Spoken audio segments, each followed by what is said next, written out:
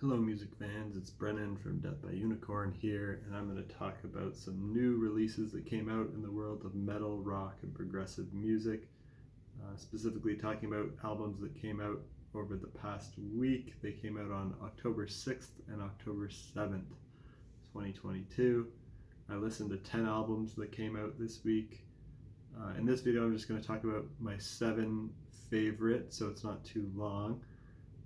And I'll talk about them in my order of preference, starting with my favorite from this past week, which is by King Gizzard and the Lizard Wizard, and it's called Ice, Death, Planet, Lungs, Mushrooms, and Lava.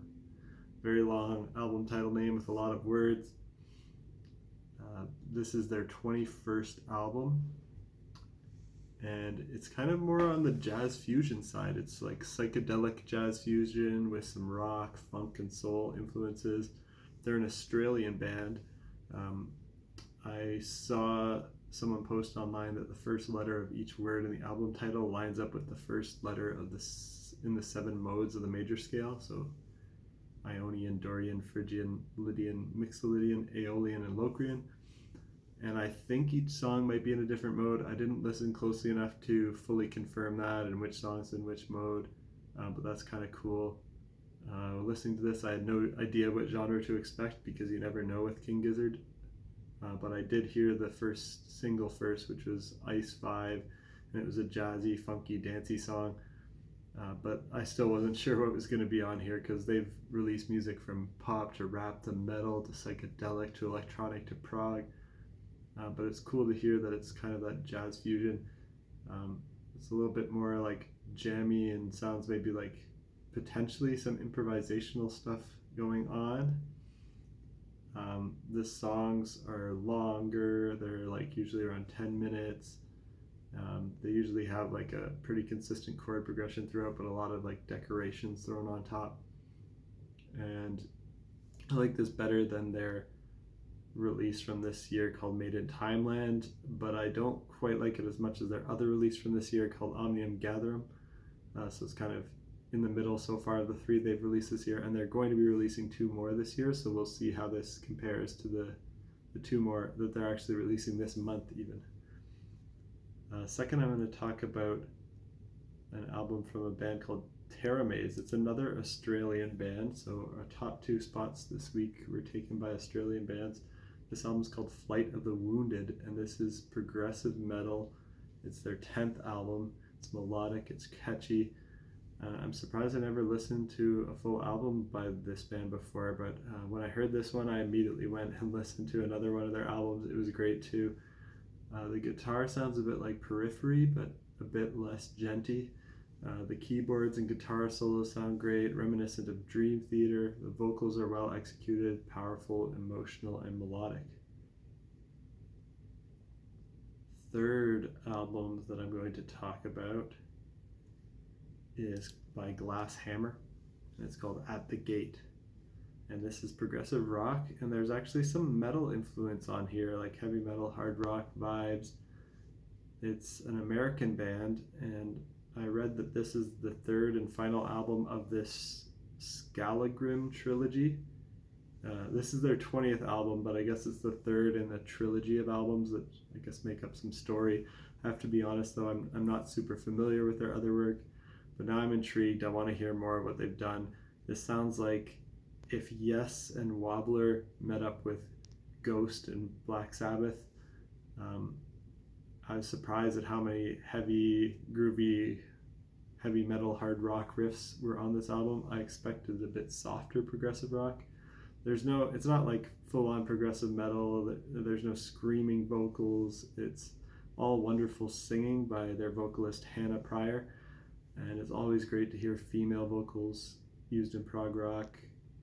There is one song that features John Davison of Yes on vocals, and he actually used to be the lead singer of this band. 4th album that I'm going to talk about that came out over the past week is by the band Maraton, and it's called Unseen Color. This is their 2nd album. It's progressive rock with some pop influences, with some metal influences. They're a Norwegian band. They don't do any screams from what I recall. So their sound's actually, it's even closer to progressive pop than rock. They're pretty poppy, pretty catchy songs. They remind me of more recent Leprous releases, so if you're a fan of the band Leprous and specifically their newer releases, you might like this. Fifth album that I'm going to talk about that came out over the past week is by the band Novelists, and it's called Deja. This is their fourth album. It's metalcore with some progressive and gent influences. They're a French band, really great guitar playing, poppy hooks, modern production, powerful vocals with some clean singing and some screaming for fans of bands like Northlane. And second last one that I'm going to talk about, the sixth one in this video that came out over the past week, is by Lamb of God, and it's called Omens. This is groove metal. It's their ninth album. They're an American band, killer riffs and grooves as usual for them. They're generally a pretty solid band. They never really disappoint. They are starting to sound a little bit formulaic to me, so I wish they'd throw in a couple of curveballs. It sounded pretty much exactly what I expected it would sound like, which is okay. If that's what you want to go to Lamb of God for, then you're going to be happy with this. If you want them to push the boundaries a little bit, I didn't hear that too much. And lastly, I'm going to talk about Queensryche and their release Digital Noise Alliance. This is their 16th album. It's heavy metal with progressive rock influences. They're an American band. They're one of the originators of progressive metal, with their first album dating way back to 1984. Their discography is a little hit or miss, but this album is actually one of their best. I saw them live in concert this year. They kill it live. I think they've got some energy injected back into the band when Todd LaTorre joined on vocals after going through a bit of a slump on the later albums with Jeff Tate, who is also an amazing vocalist, but perhaps wasn't jiving with the band creatively or personally in the later years. And the single from this one was the standout track for me, Behind the Walls. That single in particular. I think there were a couple other singles, but that one is a great song. Maybe the best Queensryche song I've heard since 1988's Operation Mindcrime, which is their classic masterpiece. I think this might be their best album since 1988's Operation Mindcrime as well. And that's it for new albums. Those are all the ones I'm going to talk about that came out over the past week. Stay tuned.